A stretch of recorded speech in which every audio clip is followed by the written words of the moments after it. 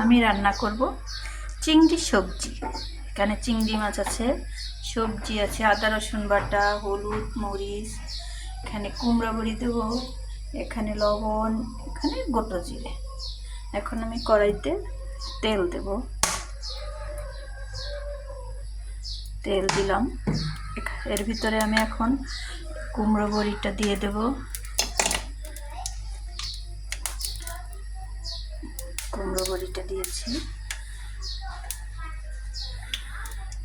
এখন এটা একটু নেড়ে চেড়ে ভেজে নেব।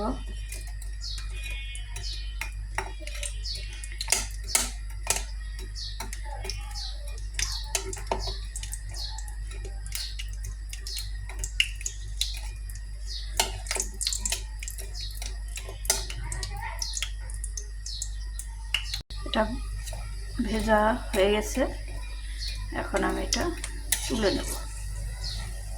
বড়িটা তোলা হয়ে গেছে, এর ভিতরে এখন গোটা জিরে দিয়ে দেব,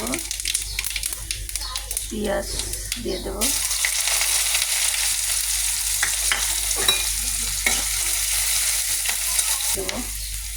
যাতে সিদ্ধ হয়, তাড়াতাড়ি পেঁয়াজটা ভাজা হয়ে যায়।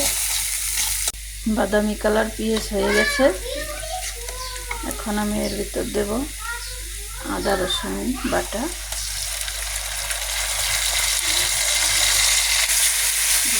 নেড়ে দেবো, একটু দেবো হলুদ গুঁড়ো, মরিচ গুঁড়ো অল্প, যেহেতু কাঁচা মরিচ দেবো,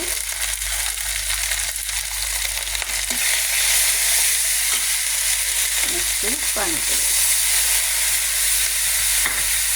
পানিটা দিয়ে মশলা কষা হয়ে যাবে, চিংড়ি মাছগুলো দিয়ে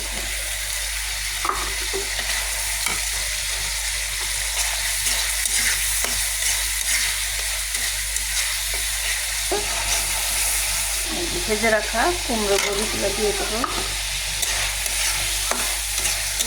এটা মটরের ডাল দিয়ে কুমড়া বড়ি বানানো, দিয়ে দেবো। সবজির ভিতর কাঁচা মরিচ আছে 4-5টা, এখন এটা ভালো করে মিক্স করে